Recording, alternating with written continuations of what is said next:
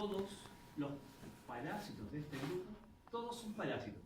En biología es bastante difícil de ser absolutos, siempre está la excepción de la regla, pero acá estamos hablando de que todos son parásitos. Y el apicomplexa se caracteriza como concepto general una morfología particular que es algo similar como un plátano, forma alargada, y que en el extremo anterior presentan una sumatoria de organelos que están desarrollados para ejercer la acción parasitaria. En la apicomplexa, todos son parásitos intracelulares. Por lo tanto, el complejo apical vendría a ser como un gran sistema de taladro para penetrar en las células a cual van a parasitar. Entonces, dos conceptos generales, vuelvo a repetir, todos parásitos, todos intracelulares. En el caso de los microesporídeos, hay un representante importante que es el que afecta a las abejas, que se llama del género, no especie mal, ahí sí, las nocemas, que afecta importante en abejas, pero se han descrito en otros individuos, incluso en humanos. ¿Ya? Pero desde el punto de vista animal, el grupo más importante es el que afecta a las abejas. Pero acá hay una discusión que la menciono por historia, pero los microesporídeos hoy en día se están sacando del grupo de los protozoos y se están metiendo en el grupo del reino fungi, o sea, en hongos, porque molecularmente se vio que sus esporas están cubiertas por quitina, que corresponde más a hongos que a protozoos. Pero históricamente, y se ven los libros más actuales, como ya no peleemos, se habla de un parásito, de un hongo parásito. Y dentro de los mixosporídeos hay un ejemplo que es el mixozoa, que afecta a peces, y a salmónidos y a truchas, y en producción.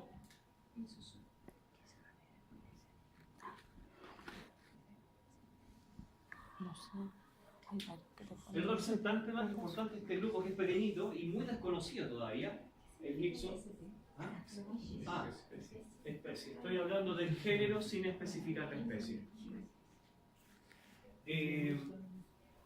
El Mixozoa cerebralis afecta a truchas, salmones y parecidos, y que desde el punto de vista de la producción es importante. En Chile todavía no se ha descrito, y espero que no llegue, ya han tenido, lo han bloqueado. Bueno, entonces, para ordenarse lo que vamos a ver acá. Entonces, vamos a comenzar con el protozoo que produce la balantidiosis.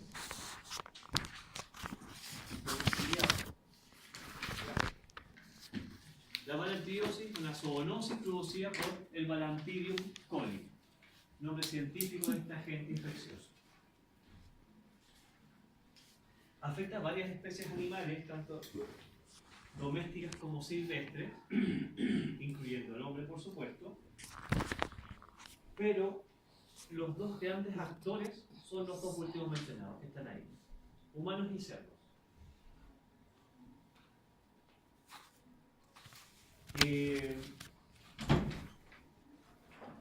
El ciclo biológico de estos individuos básicamente son de ciclo directo, no hay mucha complicación en el ciclo. Es decir, el elemento infectante se define como el quiste fecal,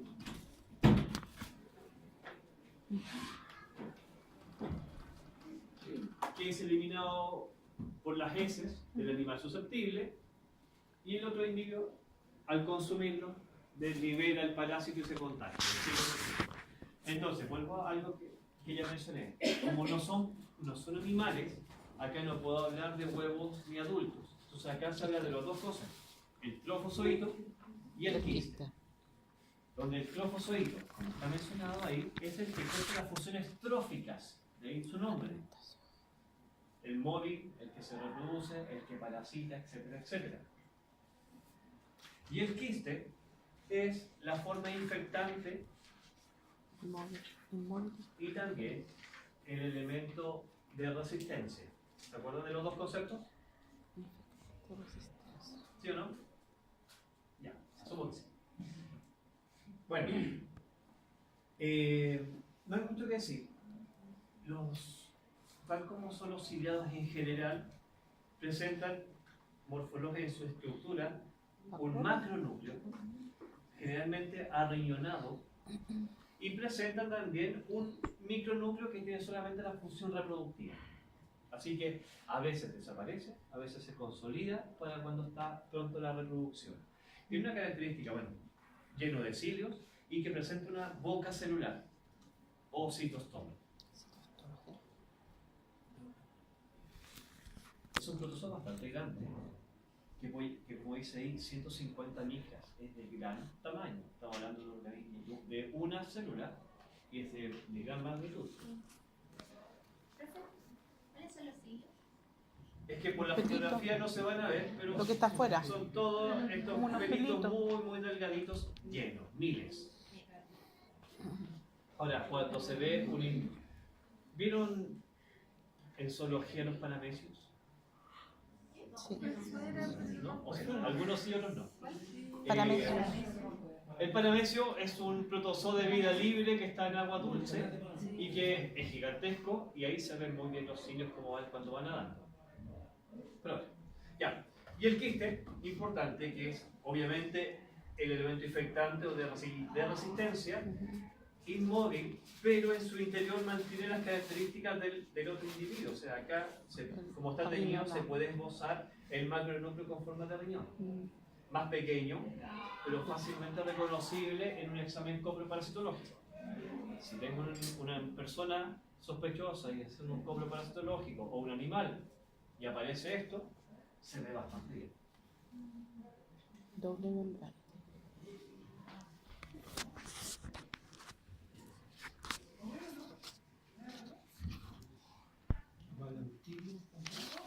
Balantidium coli. No está mencionando. Bueno.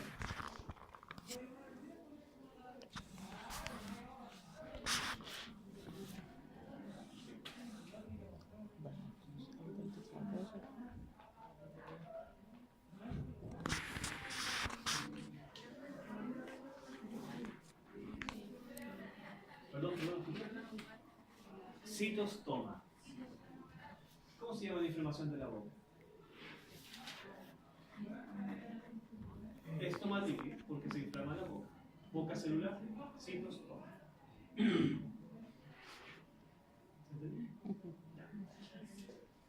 Entonces, el hábitat del Balantidium es intestino grueso. Ahí es donde va a anidarse. Presentan dos tipos de reproducción. Una es la forma asexual, simplemente por fisión binaria, de manera que cuando va desarrollándose, se va alimentando, se puede dividir en dos. ¿Recuerdan la fisión binaria? Donde la célula se divide en dos, genera dos individuos hijos idénticos genéticamente, obviamente, y morfológicamente. Pero también pueden desarrollar una reproducción sexual, ojo, acá no está mal, una reproducción sexual que corresponde a la conjugación. Ojo con eso para que lo reparen en la presentación. La conjugación es una reproducción sexual. ¿Ya? La conjugación consiste en lo que alguna vez escucharon como el pilisexual. ¿Lo escucharon? El pilisexual. ¿Qué significa? Que simplemente dos Balantidium se juntan. Mi pilisexual, mi hebra genética es y este es el tuyo, compartimos, y esto tu material genético que me pasaste, lo adquiero y lo asimilo en mi ADN, y yo ya soy un individuo genéticamente distinto. Y cuando me reproduzca por fisión binaria, ya voy a tener niños protozoos con una genética distinta. ¿Se entiende? Sí. Por lo tanto, la conjugación es una reproducción sexual. Así que ahí hagan el reparo. Ya. Bueno, este protozoo, lo que dice ahí que es heterótrofo, el concepto ¿quién lo sabe? Necesita alimentos. Heterótrofo significa que adquiere nutrientes del medio ambiente. Si no hiciera eso, no sería parásito. ¿Ya? Obvio que necesita obtener nutrientes del medio ambiente, y esos de ese ambiente, en este caso es el intestino grueso del individuo que está parasitando. Pero, En condiciones anaeróbicas. ¿ah? Sin aire. Principalmente anaeróbica, que es las condiciones. Pero acá hay un detallito que está de la mano con la patogenia. Ya. Protozoo grande en el intestino grueso de un animal o una persona. Cuando llega al intestino, él tiene un problemita que es tan grande que no se puede meter a las vellosidades intestinales de la mucosa. Es decir, tenemos la mucosa del intestino grueso y el parásito anda dando vueltas. Y no se puede meter, no puede romper esta estructura. Por lo tanto, necesita un factor previo para facilitar el contagio. Y como dice ahí, que deben haber úlceras de la mucosa. Cuando encuentra un daño, está lesionado, este individuo se puede introducir y ahí empieza a hacer su patogenia. ¿Cuál es el punto? Que produce, no lo dice, una enzima que es la hialuronidasa.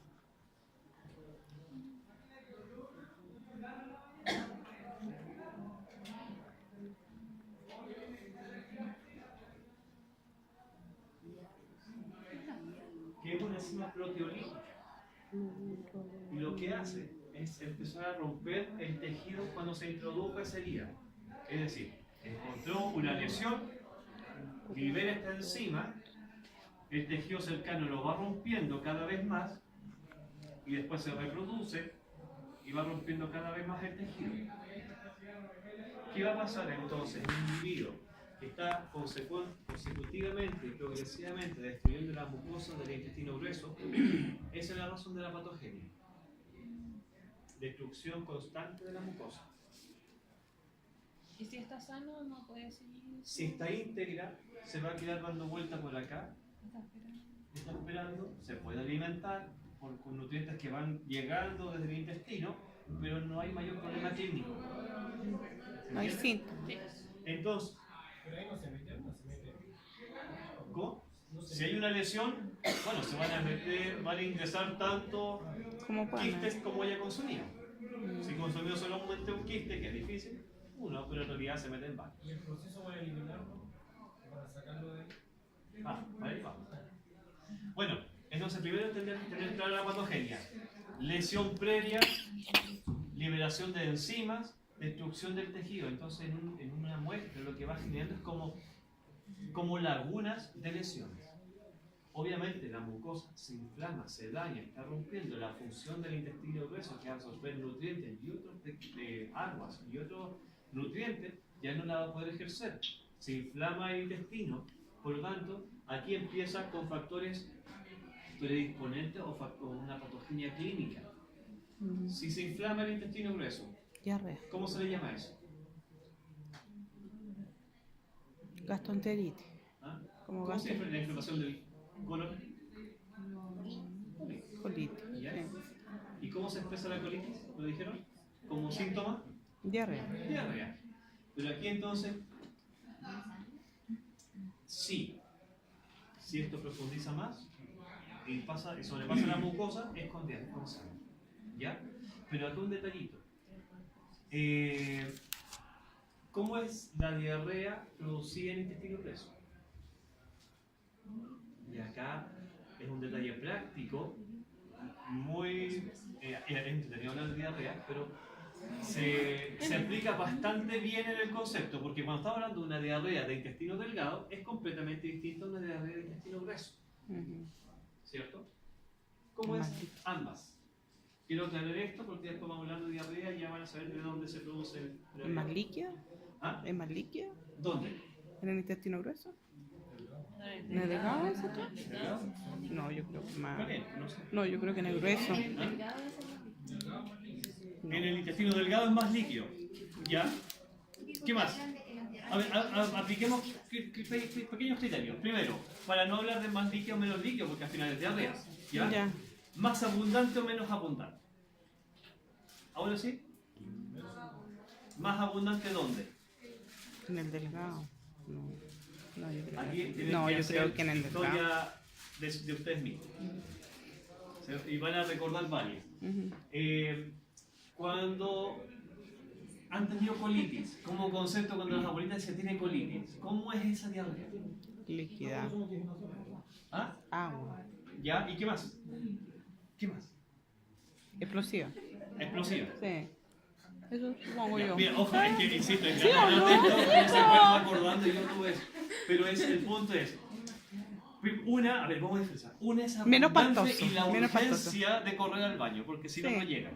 ¿Ya? Oh, Pero después de que pasa ese cuadro diarreico, después uno se siente más relajado, más liviano. En cambio hay otras que tienen urgencia de ir al baño. Van y cuesta que salga, pero sale. Pero después se levantan y se dan una vuelta y tienen que volver de nuevo. ¿Me ha pasado, no?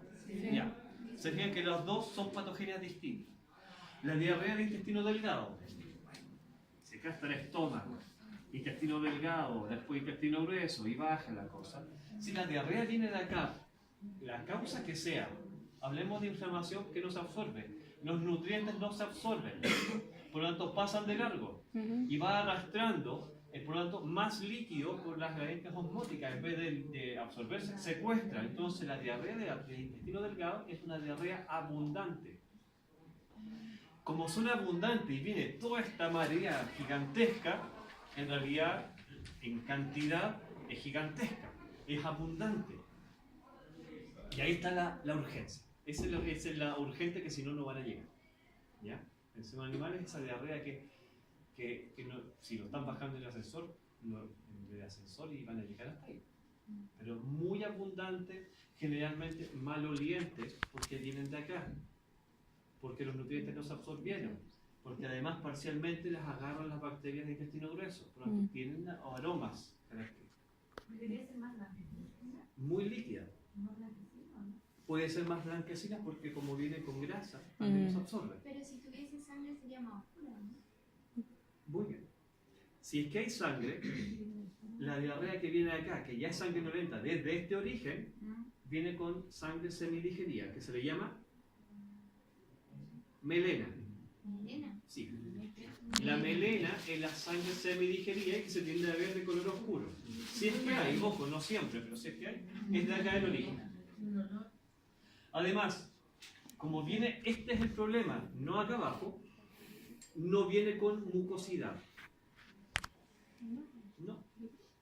Por lo tanto, como viene, es toda es muy abundante, pero más parcializado en el tiempo. Eso es de acá. Cuando es del intestino grueso, la situación pasa al revés. Falta algo, una palabra que es importante, pero se entiende. Es espontáneo. No hay que hacer esfuerzo. ¿Sabes eso? ¿Ya? En cambio, la diarrea del intestino grueso cambia las condiciones. Porque es acá, ojo, la diarrea puede ser por distintas causales, pero vamos a ejemplificarlo con una que es la inflamación del intestino. Por lo tanto, si el intestino tiene un lumen de este tamaño, cuando se inflama, el lumen es así, pequeñito. Por lo tanto, a mínimas cantidades de materia fecal en este lugar, ya hay sensación de defecar. ¿Ya?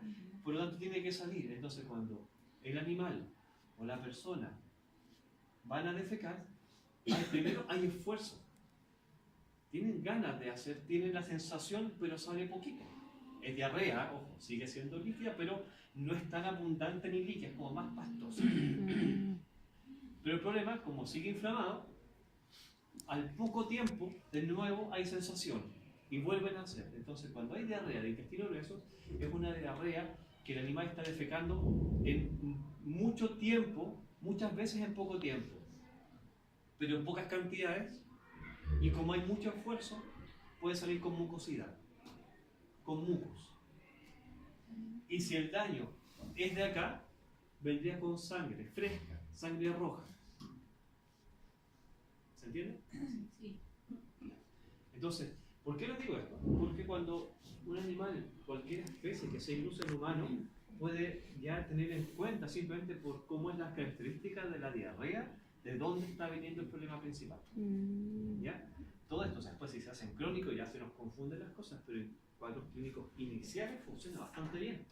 Entonces, dicho esto, como el Balantidium colico afecta a la mucosa del intestino grueso, está destruyendo la mucosa del intestino grueso, la diarrea sería Apliquemos. O sea, hay esfuerzo. Más pastosa. Pastoso.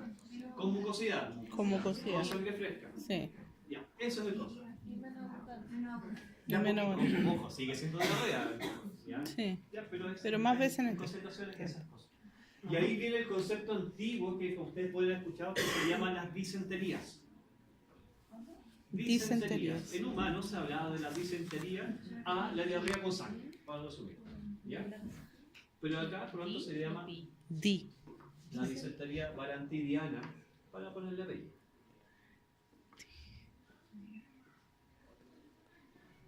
Bueno, dicho eso, esta enfermedad hay factores que lo predisponen, como dice acá, favorecen. Una, las dietas ricas en carbohidratos, porque le dijeron por aquí, ¿cierto?, que les gustaban los carbohidratos al balantín. ¿Ya? Pero segundo, un detallito que acá, bueno, algunos no van a conocer. Como les dije recién, lesiones previas.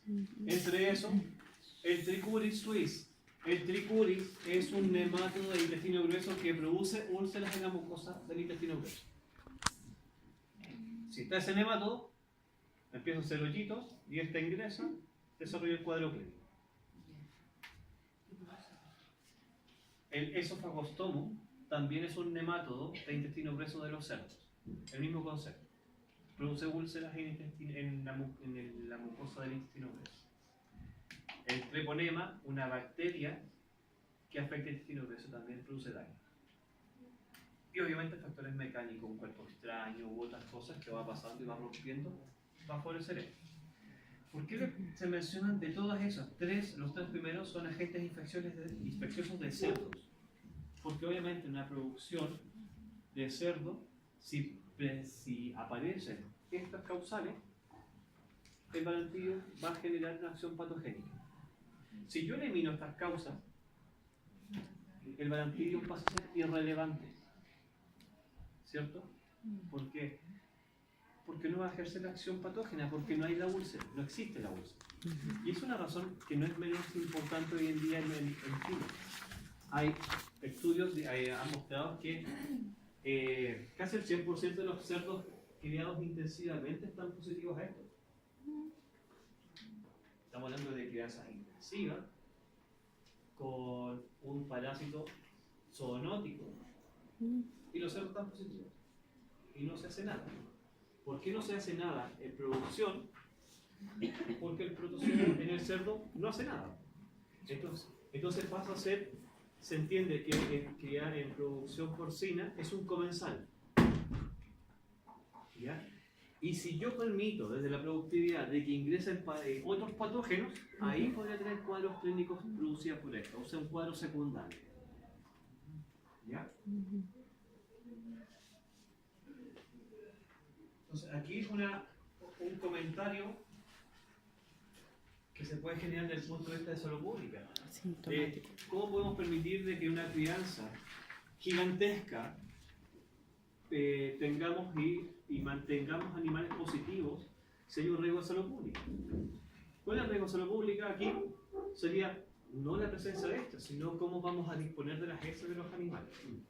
Y ahí está el problema. Cuando tenemos problemas que acá en Maipú habían evacuaciones clandestinas de deposiciones de los lodos, de los cerdos, ahí hay un riesgo. Cuando en Freirina, todos vieron lo que pasó en Freirina en algún momento, Sí.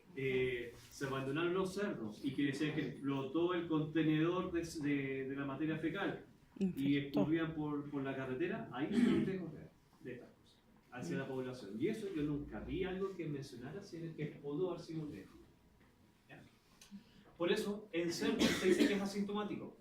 No es que no haga nada, es que afortunadamente los otros cuadros están controlados.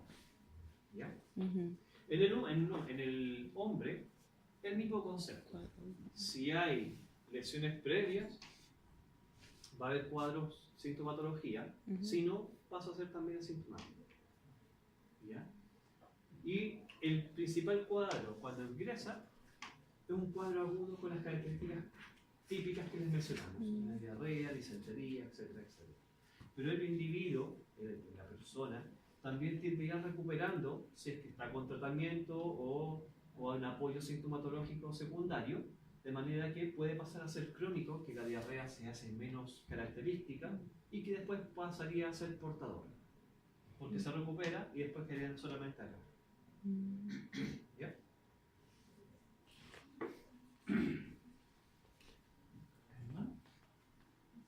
Vale. Ah, el ciclo. Perdón. El ciclo. Lo dije al principio, es un ciclo directo. Es decir, Es del cerdo. no, el ciclo, dije que es un ciclo de transmisión directa. Volvamos acá. Ujú, El parásito está acá o está acá. Este se reproduce por fisión binaria, ujú. se va Conjugación. reproduciendo y multiplicándose, pero a medida que se va reproduciendo va generando quistes. Mm, Y el quiste va siendo eliminado por vía fecal. Y es el que va a contagiar al otro individuo. mm. Si el parásito no encuentra una úlcera, ¿es eliminado? No, queda en el lumen sin producir sintomatología.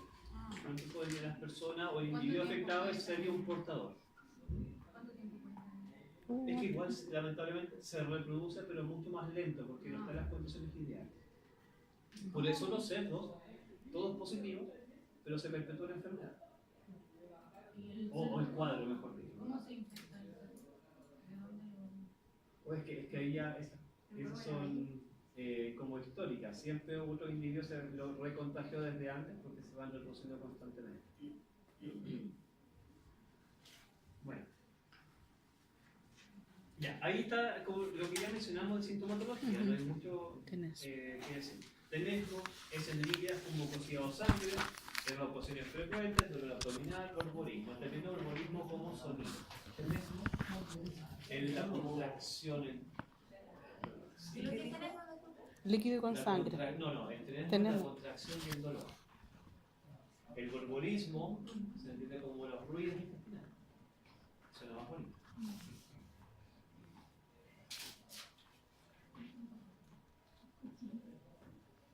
Y cuando pasa a ser crónico, ya se empieza a perder estas características típicas del cuadro clínico. Entonces ahí las diarreas son más esporádicas, quizás se dan en el tiempo, con dolor difuso o diarreas irregulares. Alguna vez sí, después ya se pasó, etc. Entonces, aquí es el punto que debemos hacer una mirada para nosotros. Estos son cuadros clínicos cuando hay sintomatología clínica que depende de la cuantía, la diarrea se expresa rápidamente, en 48 horas, 72 horas, ya hay expresión clínica desde la primera infestación. Y esto puede durar varios días dependiendo de la condición del individuo. ¿Ustedes a los cuántos días se asustan de que la diarrea no para? Yo creo que depende también de la abundancia de la... ¿De cómo te sientes también? Deshidratación. Vale, ya está bien, está bien. Se escucharon, depende de la sintomatología, si hay mucha deshidratación, etcétera, etcétera. Pero ¿por qué les digo esto? Porque se nos viene el 18.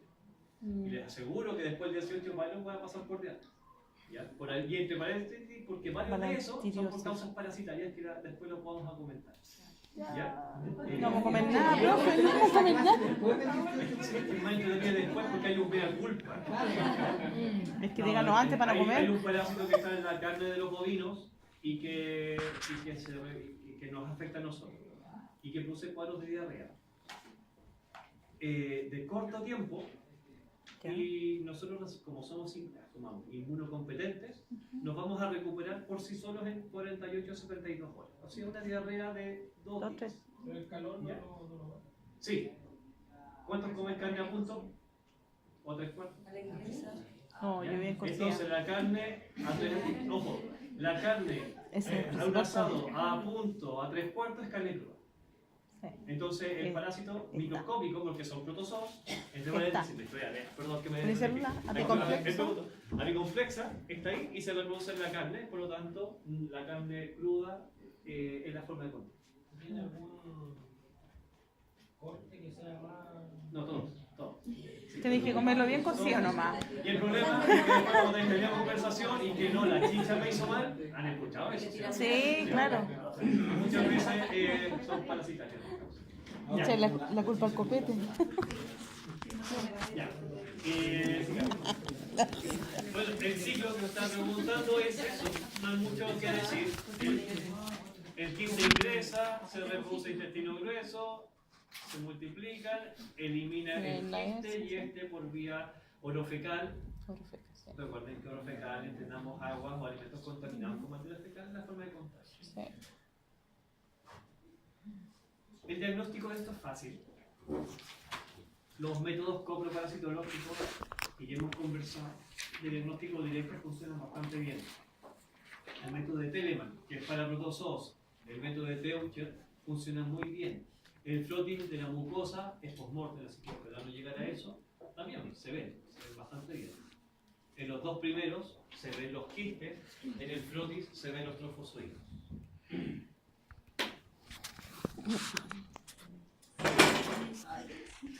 ¿No? Gracias.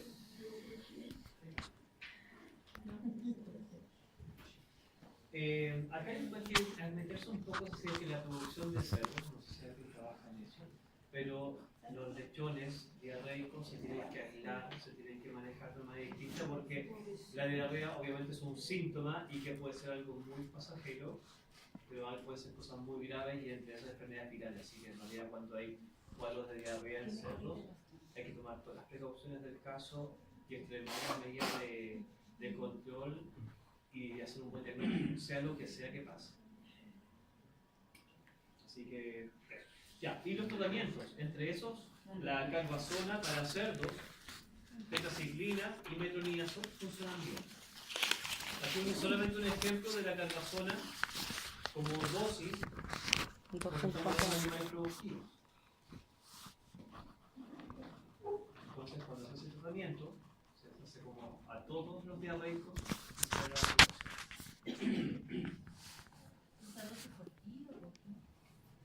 Por kilo. Pero bueno, estamos hablando de charquitos de lechones, así que 1 o 2 kilos, así que va por ahí. Pero ahí si hay uno con diarrea, se Es que si es que... Se separa por el recuerda que plantel. los criaderos de cerdo, los animales están en corrales y todos de la misma edad. Por lo tanto, si hay uno que está sufriendo con cuadros de diarrea, que se tiene que hacer el diagnóstico rápido y si se encuentra positivo, se asume que todos están positivos. Porque o se van a, o ya se contagiaron, están incubando antes de la expresión de los síntomas. ¿El parásito lo transmite la madre al hijo o se contagian después? No, es oro fecal. Ah, ya. Así que puede ser cualquiera de ellos o incluso los algún traspasos de corrales. alimento. Porque ojo, cuando los animales se trasladan de corral en corral caminando, entonces cualquier evento puede generar el contagio. Pero ojo, estamos hablando de crianza intensiva. Todo lo que estamos diciendo de chanchitos de casa, chanchito feliz, todo puede ser. Ellos tienen que pasar por un periodo de latencia igual. ¿A qué te refieres? Después que se les da este medicamento. Sí, sí, por supuesto. Pero ojo, estamos hablando, generalmente esto ocurre en lechones, no en adultos. Por lo tanto, un lechón tiene hartos meses para crecer. ¿Pero puede producir también en adulto? Sí, pero es bastante más raro. Es bastante más raro porque su estado fisiológico e inmunológico es bastante más desarrollado que un lechón. Por eso se asocian más en animales jóvenes que pueden desarrollar a cuadros de cargas parciales muy bajas, expresar sintomatología. En cambio, en animales adultos tendría que darse los otros factores que te mencioné para que exprese la sintomatología. Y entre paréntesis, si se mete una bacteria o esos dos parásitos que mencioné, es una falla productiva. Claro, porque ojo, son nematodos que tienen que transmitirse por huevos y esa por alguien culpable. En el alcohol de cerdos no se me puede meter ningún agente infeccioso, en teoría. Así que es una falla de manejo. Bueno, y lo lógico, para prevenir esto, si sabemos cómo se contagia, es oro fecal, por lo tanto, mantener o extremar las medidas higiénicas del plantel. Los sistemas all-in, all-out funcionan muy bien. ¿Saben lo que es un sistema all-in, all-out? Es lo que principalmente se hace en all-in, all-out. Todos adentro, todos afuera.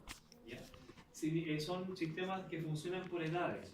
De manera que un corral que tengo, bueno, un número al azar, 20 cerdos en un corral, cuando eso ya cumple cierta edad, yo voy a pasar a la siguiente etapa, Los voy a introducir en un corral limpio, sanitizado, sin ninguna infección. O sea, una muy buena higiene y desinfección para que todos estos animales los pasen para acá.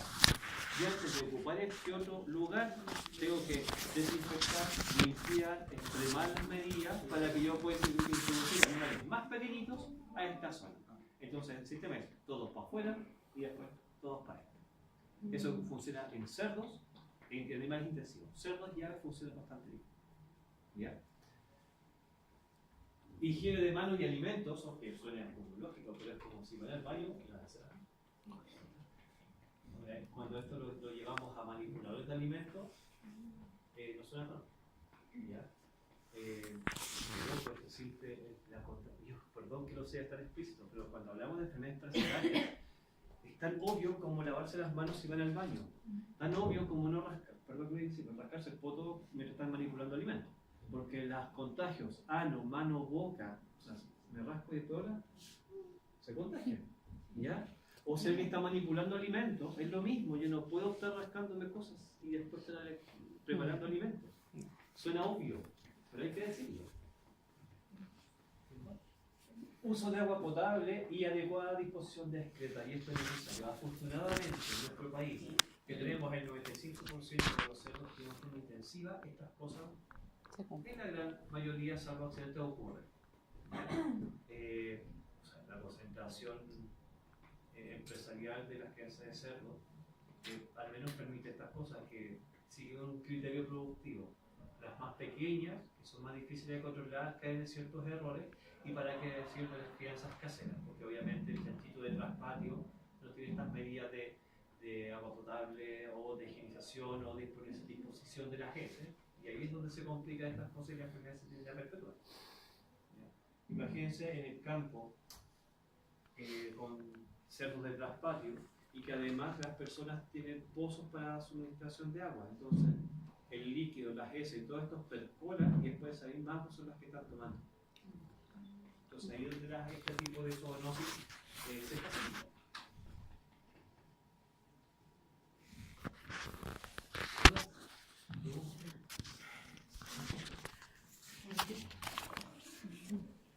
¿Respiramos o...?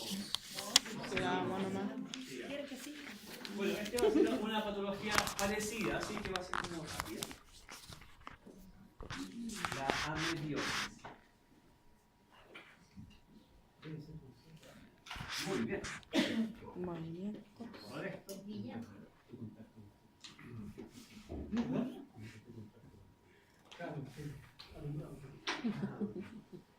Bueno, la amebiosis, como concepto general, obviamente es una enfermedad, una patología producida por un protozoo sarcódico, lo dijimos, que afecta al intestino grueso, animales y humanos, mascotas, perros, gatos, entre otros animales silvestres, y también una zoonosis parasitaria. Se le llama como concepto general amebiosis porque son varios agentes infecciosos que pueden estar presentes acá. ¿Cómo son esos? Pero donde el primero es el agente infeccioso más importante a nivel mundial, la entamoeba histolítica.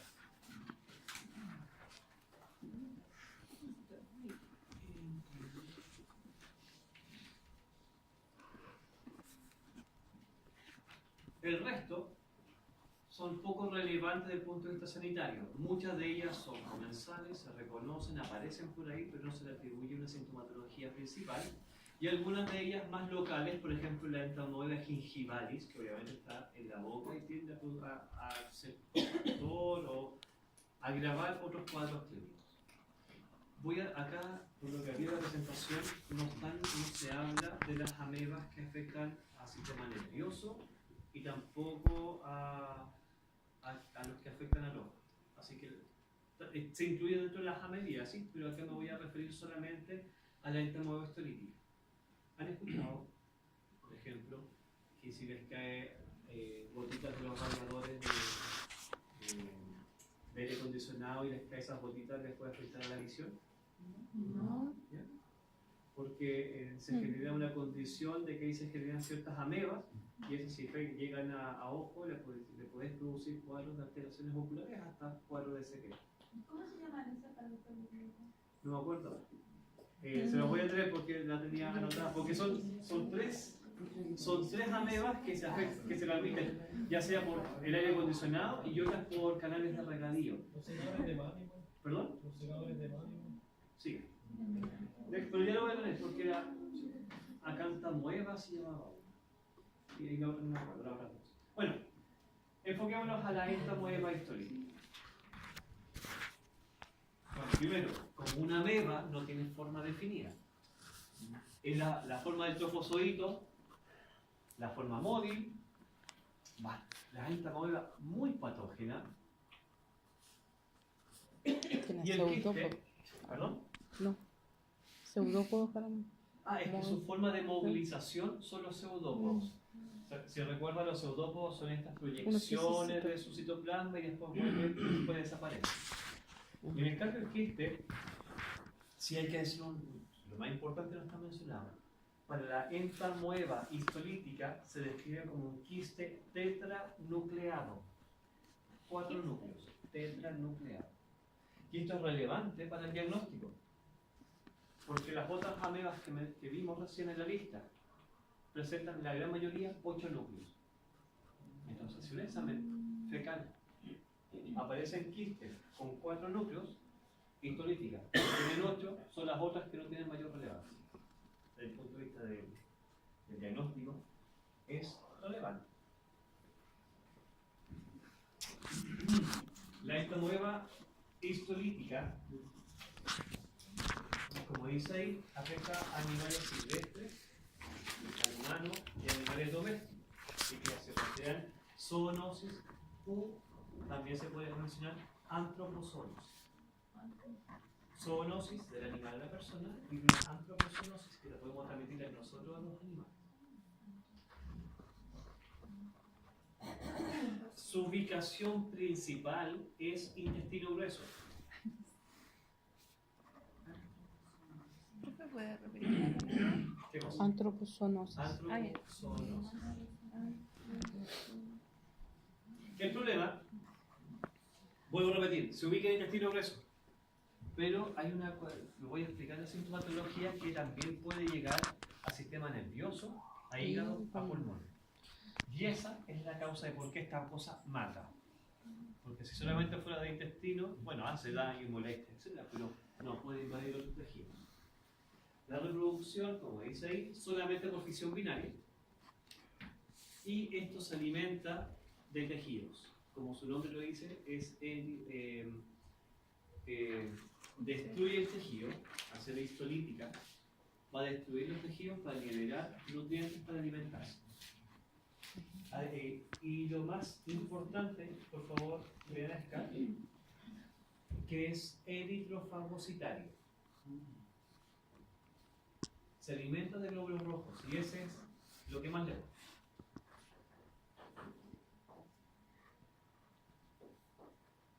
¿Qué es la sigla SMS? Sistema nervioso.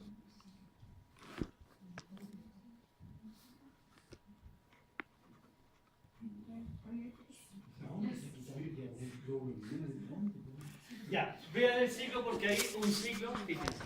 El ciclo es de transmisión directa. No hay mucha complicación en entender el concepto. El elemento infectante es el quiste tetranucleado. Ahí, ojo, los esquemas. Ahí están los Son 4 núcleos. caricaturizados, pero muestran lo que tienen que mostrar. Ahí se ven los 4 4 núcleos. núcleos, No sí. están mintiendo. ¿Ya? ¿Y qué pasa acá? Ingresa, se libera la cápsula, llega al intestino grueso y se empieza a reproducir. Pero esta es patógena por sí sola, no necesita una lesión. Va a segregar, es proteolítica, por lo tanto va a destruir la mucosa del intestino grueso. Pero con la intención de profundizarse en la mucosa para llegar a producir hemorragia, porque se va a alimentar de glóbulos rojos. ¿Ya? De manera que cuando empieza a producir cuadros de hemorragia, se empieza a alimentar y empieza a fagocitar glóbulos rojos. A medida que se está alimentando, empieza, por acá lo está mostrando, empieza, acá el trofocito solamente se le observa un núcleo, porque llega la cromatina y empieza a formar los núcleos y se empiezan a dividir. Y cuando llegan a 4 núcleos, se enquista y es eliminado. Y hay infectante. ¿Ya? Y ahí se transforma en infectante y lo elimina. Ya. Pero tiene una cualidad, y esto no podemos pasarlo por alto. La entamoeba histolítica, a medida que va produciendo hemorragia, esta va profundizando la lesión. Y una que otra se va a dar cuenta que si le meto el torrente sanguíneo, tienen con mucha sangre para comer, y pasan el torrente sanguíneo. Por lo tanto, cuando pasan al torrente sanguíneo por el sistema porta, a las arterias mesentéricas, de ahí migran hacia el hígado. Recuerden que todo lo que comemos y tomamos primero pasa, se filtra por el hígado, pobre hígado, ¿cierto? Después de ahí pasa del hígado por el sistema portavenoso, el sistema hepático, pasa por las cavidades cardíacas, el cual no va a anidarse, pero después pasa por el segundo filtro, que son los pulmones.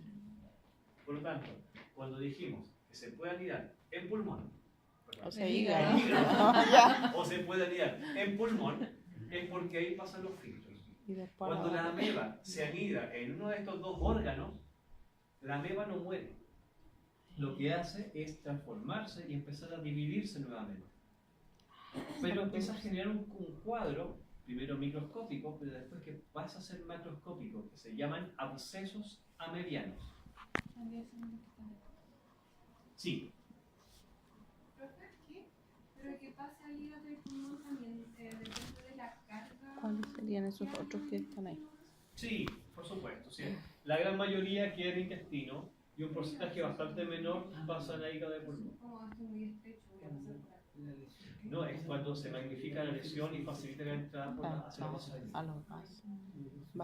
Bueno, los abscesos amebianos, la cuantía y el tamaño van a caracterizar una sintomatología local. Y macroscópicamente se ve como tal, como un absceso, es una bolsa de pus, pero en este caso no es maloliente, pero sí se ve un líquido blanquecino porque son amebas. ¿Ya? Y el 1% puede llegar también a anidarse en el cerebro. Y aquí la sintomatología, obviamente, que es más característica, depende de la mala suerte, dónde se ubique y la cuantía, es que qué sintomatología nerviosa va a producir. ¿Ya? Pero lamentablemente esa es la que va a producir muertes en personas. ¿Se entiende? Sí.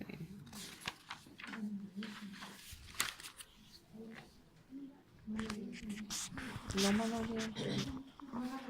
No maloliente. Ya expliqué todo, en realidad.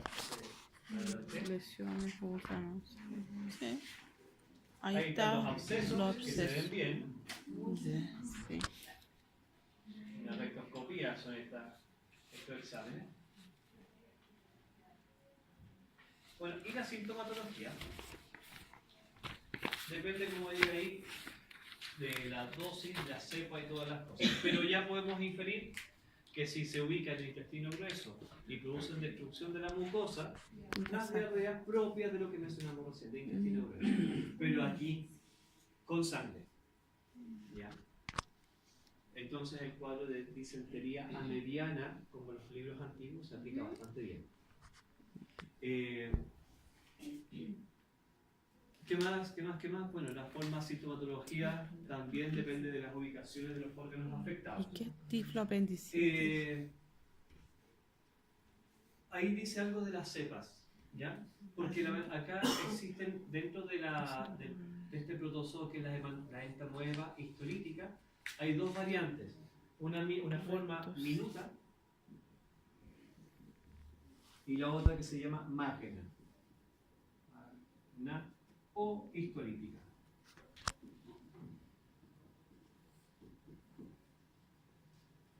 La forma minuta es una cepa muy poco patógena y es la que prima en nuestro país. Por lo tanto, podemos estar con cuadros de estos y ser un cuadro clínico muy leve o pasajero, o derechamente asintomático. Pero la forma magna o histolítica es la realmente agresiva y muy patógena. Algunas son muy virulentas Y esta se presenta generalmente en países con climas tropicales o subtropicales. Entonces, cuando se habla de las diarreas del viajero, por ejemplo, que van a otros países, toman agua y empiezan un cuadro gastroentérico, no es solamente esto, pero esta es una de las causas.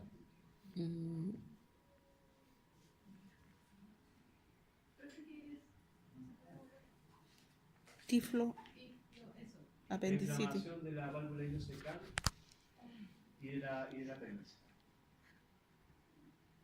Bueno, el diagnóstico es fácil porque con un coproparasitológico para protozoos como el Tennemann aparecen los quistes tetranucleados.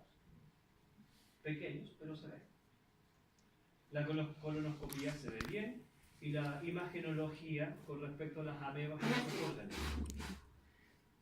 Serológicos, SIFA y ELISA. Y el ELISA y el IFI si es necesario para confirmar el diagnóstico, porque obviamente la radiología se ve una masa anormal y ahí demuestra la causalidad. Afortunadamente, todavía no. Desde el punto de vista de la epidemiología es cosmopolita. Se define en algunos como la segunda patología más importante brasileña. En algunos libros lo muestra así, porque es bastante frecuente, como les dije recién, en países tropicales y subtropicales.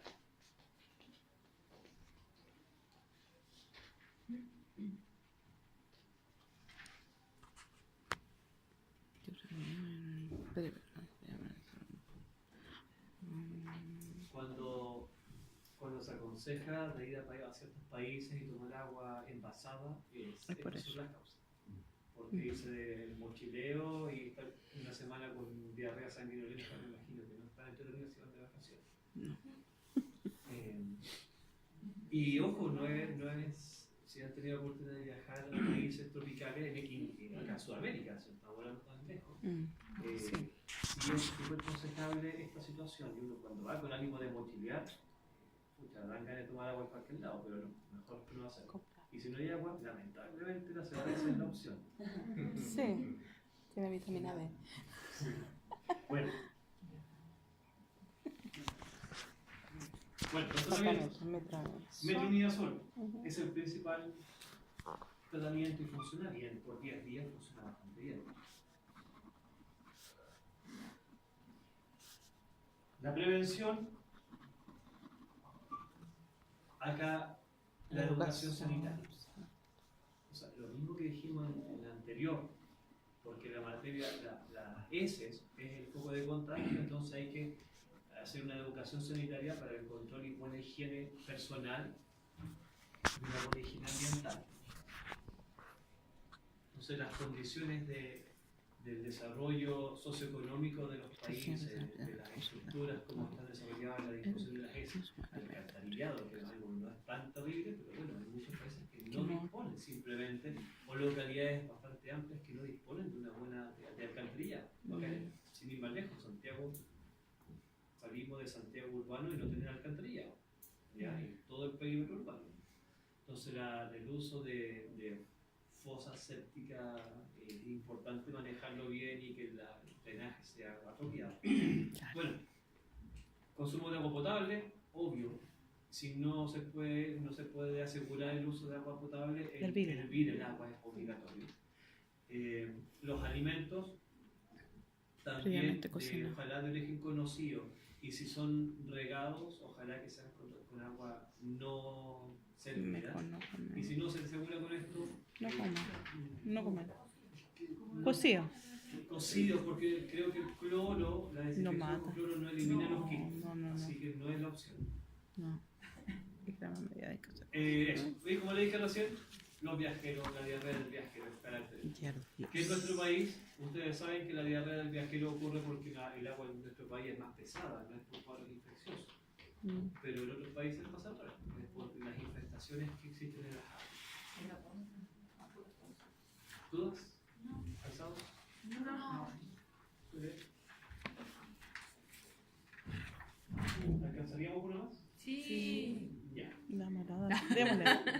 No, no, sí, profe. Ya, hablamos de yardias y terminamos porque también esto es importante. Fíjense que son las tres enfermedades protozoarias entéricas más importantes, tanto en animales como en humanos. Estamos hablando de tres zoonosis, derechamente zoonosis. Y la yardiasis nos toca directamente, ahora sí, porque otras son como raras, tropicales y cosas así. No, acá esta nos llega de frente. La casuística de yardiasis en animales y en humanos se salta. Como dice, la yardiasis, la infección entérica producida por la Giardia lamblia o intestinalis o Giardia duodenalis o llamémosla para no pelear Giardia sp, porque hay tantos apellidos como animales. Giardia sp. Afecta a varias especies, o sea, un animal, un protozoo Gato, hombre. eurígeno. ¿Qué significa eso? Eurígeno. A varios animales, muchos animales. Y que, bueno, hay algunos ejemplos, pero es que muestra que afecta al humano como zoonosis, pero también a animales domésticos. Mira, espera, los gatos. Bueno.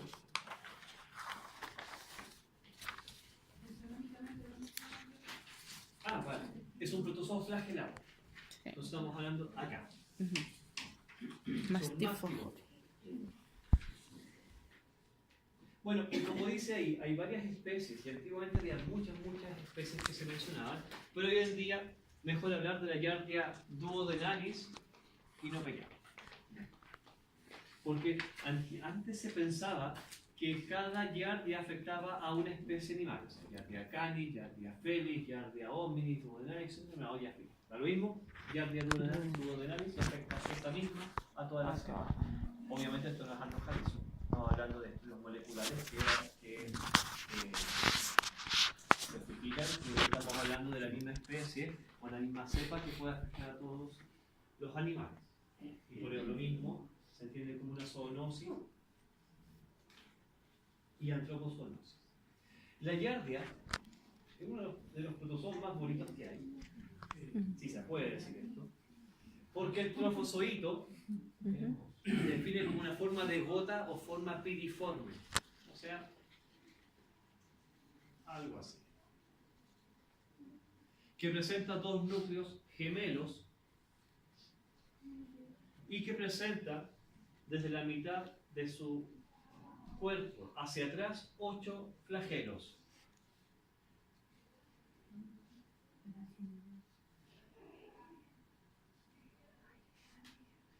Y que, si ustedes recuerdan de biología o recuerdan de zoología, los flagelos se tienen que nutrir de energía, y eso viene de unas pequeñas mitocondrias que se llaman kinetoplastos.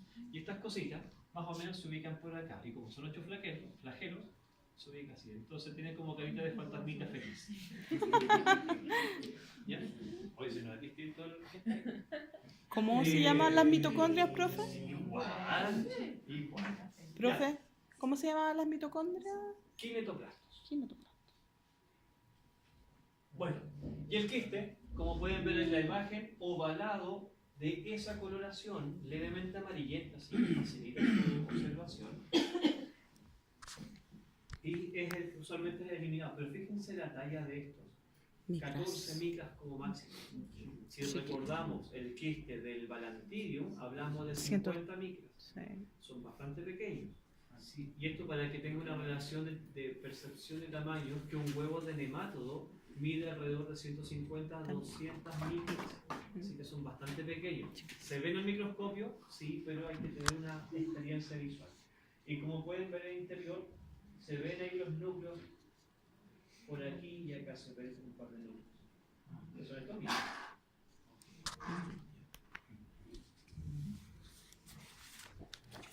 Bueno, la Giardia se ubica en el intestino delgado, es órgano blanco, se reproduce simplemente por fisión binaria, pero su forma de alimentación difiere de los dos protozoos que vimos antes. Este se alimenta de los nutrientes que el individuo absorbe, es decir, le quita nutrientes. ¿Significa que destruye cosas para comer? No. Va sacando nutrientes que van pasando por el intestino delgado. Y es importante porque justifica un poco las patogenias de cómo van a producir la sintomatología. Bueno, la transmisión es contacto directo, nuevamente orofecal. Los quistes contaminan agua y alimentos que son ingeridos por los individuos susceptibles.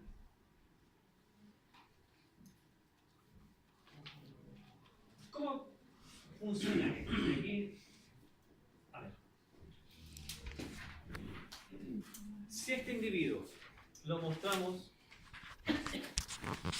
por su cara dorsal, no tiene muchas cosas que mostrar, pero si lo vemos por su cara ventral, a este nivel, presenta lo que se entiende como un disco suctor, algo similar a una ventosa. Pero no podemos llamarla ventosa porque la ventosa es un órgano. Estamos hablando de células que tienen solamente organelos. ¿Ya? ¿Qué pasa con ese disco suctor? Con este individuo, en las vellosidades intestinales del intestino delgado, la giardia se adhiere con el disco suctor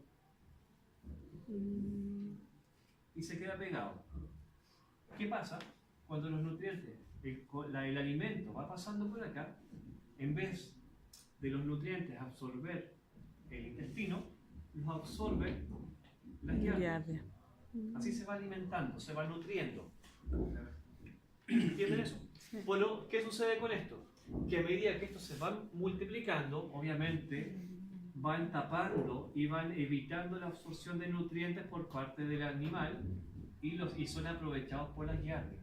De manera que va produciendo un cuadro de absorción de los nutrientes a este nivel, no del organismo, y se va subnutriendo. Entonces, lo que dice por ahí, desencadena un síndrome de mala absorción, porque se alimentan solamente ellas, pero el resto no lo puede absorber, por lo tanto los nutrientes pasan de largo a través del intestino delgado. Y cuando pasa el intestino grueso, ya no puede ser absorbido. ¿Ya? Secundariamente, las vellosidades que están acá, como ya no están trabajando, se van a atrofiar. Entonces producen un cuadro agudo inicialmente y un cuadro crónico secundario. El síndrome de mala absorción se entiende como eso. Miren qué bonito las giardias ahí. Oh, así se pegan. Ahí se ven las giardias como están adheridas a las vellosidades intestinales. Va produciendo un cuadro que el individuo afectado va a tener sintomatología propia de los cuadros de diarrea de intestino delgado. Como dice acá. Primero, náuseas y vómitos. Diarrea acuosa, dolor abdominal, meteorismo y anorexia. ¿Por qué un individuo que no se le está destruyendo el intestino va a tener cuadros de náuseas y de vómitos? ¿Por qué hay vómitos acá? ¿Como gastroenteritis? Si no afecta el estómago, por ejemplo. No. Bueno, hay centros del vómito que están en la primera porción del duodeno. Y como se va afectando, se va alterando, pueden producir cuadros de vómitos también. Bueno, la anorexia, porque no estaba, o sea, anorexia tenemos bajas de peso importante, porque no está absorbiendo nutrientes. Claro. Y el meteorismo, ¿qué es meteorismo? Aumento de gas. ¿Por qué aumento de gas? ¿Qué pasó con el nutriente?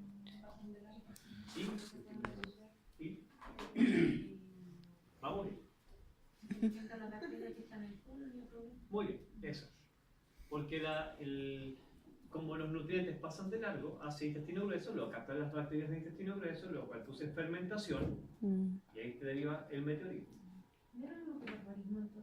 No, porque el borborismo son los ruidos. El meteorismo, aumento de los gases. Pueden ir de la mano sin problema.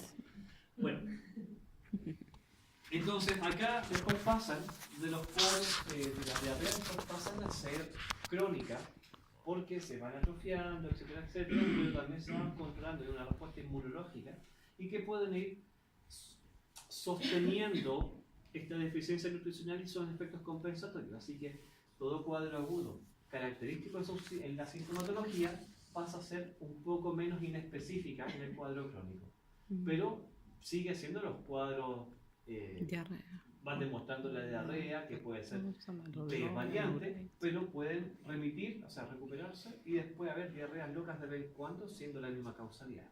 Profesor, ¿y eso puede ser ese de vez en cuando? ¿Puede ser como una vez a la semana? Se puede recuperar 3 días y después puede volver 3 días, 4 días más. Porque puede ser eventos cíclicos, dependen del individuo, de la edad del individuo, etc.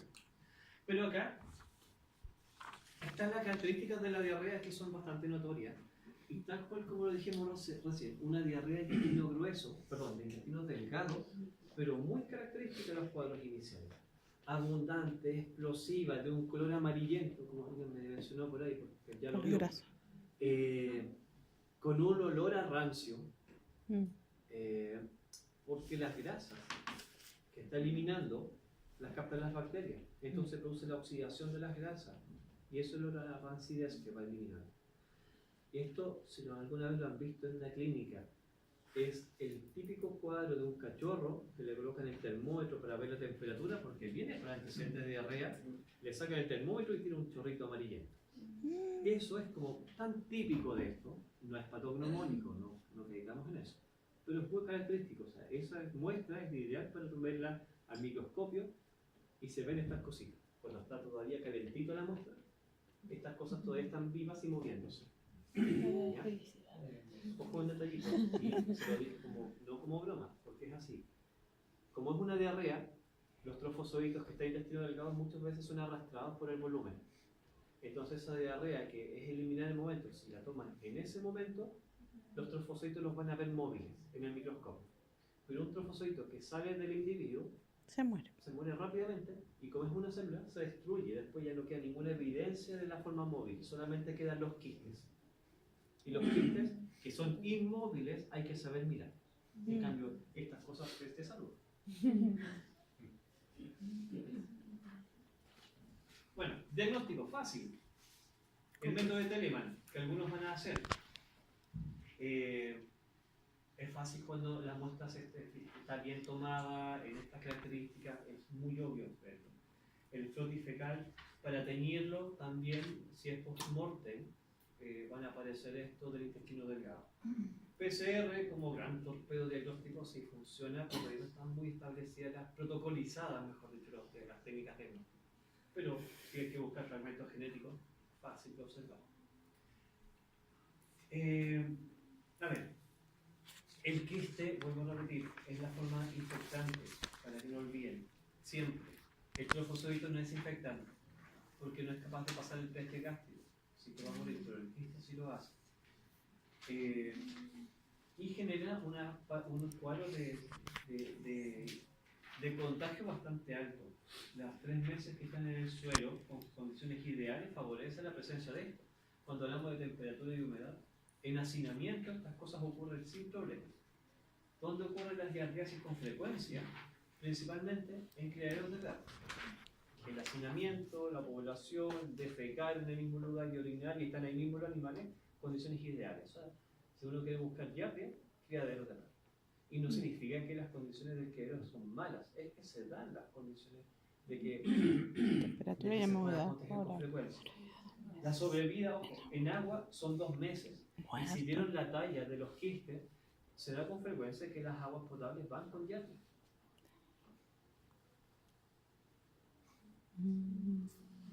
¿Qué más? Bla, bla, bla. Hay estudios que muestran que agua potable en otros países aparecen con diarrea y con otros parásitos. Significa que los procesos de filtro los pasan. La filtración del agua, como son tan pequeños los quistes, pueden superarlo. Y además no olvidemos que el agua potable, de donde vienen originalmente, de los centros de agua, más arriba, que existen animales que toman ahí, que defecan ahí, etcétera, etcétera. Entonces se dan las condiciones de contaminación frecuente. ¿Ya? ¿Ya acá en Chile igual? Sí, pues. Sí, pero no he visto estudios locales animales que muestren evidencia de esto. Sí, no Las hay. ganas están. No hay. Yo no leí. Así que está bien. Pero, por ejemplo, plantas de tratamiento de agua en comunas naturales. A ver, ¿qué ojo con eso? Gracias. A ver. Primero, en 15 años, la Farfana, ¿cierto? Más o menos. Eso fue el procesamiento de agua servida ha funcionado bastante para controlar esto. Porque cuando se hablaba de la yardiasis antiguamente, la infestación era súper frecuente. Porque recuerden que el Mapocho, que todo evacuaba en el Mapocho y todas estas aguas del Mapocho iban a regar en lechugas de Maipú que después volvían para acá. ¿Ya? Estas plantas de procesamiento ayudaron bastante a bajar la presencia o al manejo del agua servida y de infestaciones como esta. Pero seguimos con las contaminaciones de origen, que son de aguas superficiales, de origen de alturas, que vienen a consumo de la ciudad. Ahora, en el campo no hay estudios que demuestren la presencia de esto, pero sí en otros países está bien fundamentado, en especial en países con escasez de agua, que la optimización de estos son necesarias. En Pakistán, por ejemplo, ahí hay publicaciones buenísimas. En Canadá también, ciudades grandes, y que tomó muestras de agua y salieron 5% de estas, 10% de criptosporidium y otras más, que son frecuentes de consumir. Pero pasan también por el estado inmunológico de las personas. De las personas, claro. Somos inmunocompetentes, así que podemos controlar esto. Tratamientos. El metronidazol, ya lo hemos mencionado 3 veces, ¿cierto? Sí. Pero Le vamos a funciona dar porque es todo, un antiprotozoario. a todo. Para esta, el albendazol también funciona bien, como tratamiento, estudios nuevos que se han desarrollado. Por eso no está mencionado ahí. Tanto en animales como en humanos. Y la prevención es lógica. ¿No? Posición de. Evitar el fecalismo, cualquiera sean las medidas que están mencionadas ahí. Porque ahí dice el vector mecánico. O sea, si una mosca está paseando y se depositar en tu alimento, sí funciona como vector mecánico. Y ojo, y es un estudio que fue bastante, me gustó mucho, lo leí y alguna vez quise hacerlo acá, pero bueno, absorbe la creo. Las moscas domésticas. Se encontró que en el intestino de la mosca doméstica había quistes de yardia. Pero no es que la yardia se reproduzca en el intestino de la mosca, sino simplemente en un vector mecánico, pero interno, y que después de defecar lo contrae transmitir. O sea, las tallas son tan pequeñas que puede, por la propósito de la mosca, igual comerla, absorberlo y pasarla a través de ella. ¿Estás haciendo un vector biológico? No, mecánico. Porque dentro de la mosca no pasa ningún ciclo biológico. Y ese parapético, ¿no? Bueno, sí, hay vacunas, ahí está. Gardelandia, vacunas. Pero esto se enfoca en criaderos. O sea, como te insisto, la población de riesgo en poblaciones hacinadas de perros, de gatos, funciona bien. Esto es para perros solamente, pero esa es la población ideal para hacer uso de vacunas. En los animales de caza no está. A ver, ¿por qué la yardia es importante en nuestro país? Sí, estamos hablando de que el 30% de las cuadros en clínica está atribuido a yardia, por diagnóstico. O sea, 1 de 3 cuadros de diarrea de cachorro es por yardia. Y en niños preescolares, o sea, de jardín, el 50% de las diarreas están atribuidas a yardia. Ahí en ese estudio, lo que dice acá, si lo pueden leer, mostrar el porcentaje de positividad de calicivir, etcétera, etcétera, en humanos, 16% atribuible a la yardia. Y el criptosporillo, que es otro que vamos a ver, 4 casos. Después vamos a hablar de criptosporillo, que no es tan relevante, pero sí un ejemplo también de parasitosis, que significa que estamos comiendo materia fecal igual. Y fíjense, a través de las tasas de contagio y se mantiene estable en el tiempo, no hay mucha variación. Y estos son individuos que llegan a los centros centinela, ¿ya? O decir, a centros primarios de atención de humanos y que van llegando y los cuadros con diarrea se le atribuyen y se hacen diagnósticos. Así que siempre es un buen número para tener en cuenta como cuadros de parasitosis. Y hay otros estudios que demuestran presencia de giardias en humanos asociado a la mascota, los dos positivos. Ya, dejémoslo hasta acá.